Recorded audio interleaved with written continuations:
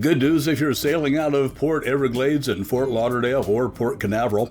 Bad news if you're planning a cruise to Alaska, and very bad news if you're scheduling a cruise in the Caribbean.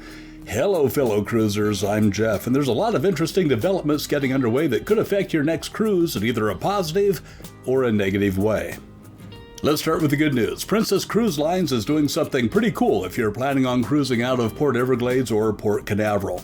They're partnering with Brightline Rail Service to give you another option to get to those two cruise terminals. The Rail and Sail program lets you hop a high-speed train that takes you to a stop near those terminals.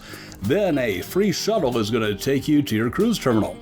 The trains go from Orlando to Fort Lauderdale back to Orlando, and from downtown Miami to either Fort Lauderdale or Orlando. From Orlando to Fort Lauderdale is just under a 3-hour trip. They're also offering a service called Luggage Express. You check your bags when you arrive at the Brightline station, and the next time you see them is when they're delivered to your stateroom on the ship. So if it's easier or more cost-effective for you to travel to your port from Orlando or Miami, this could be a great option for you. That's the good news. Now on to the bad news. If you're planning on sailing to Alaska, you should know that Juneau is taking steps to limit the number of cruise passengers allowed to the city each day. Last year, there was a record-setting 1.6 million cruise passengers that visited Juneau, and it's expected to reach 1.7 million this year. Juneau and the Cruise Lines International Association have started things by imposing a cap of 5 ships per day for 2024, but they haven't established a daily passenger cap yet. They intend to eventually reduce the numbers below the current figures with a push on making Saturdays the least busy day.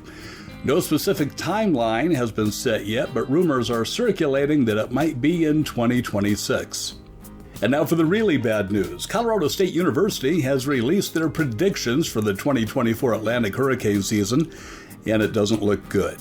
Taking into consideration the warmer sea surface temperatures, the transitioning El Niño and La Niña conditions, both water temperatures and wind patterns have a good chance of supporting the formation of more strong storms this summer.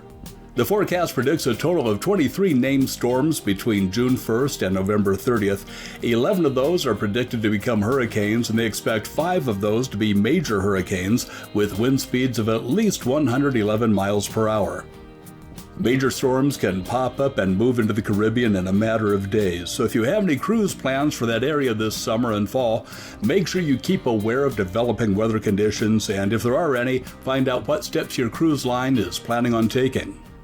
Well, that's about it for now. Thanks for watching. Please like this video and subscribe to the Backroads Tourist channel. I'm Jeff, and I hope to see you on a future cruise.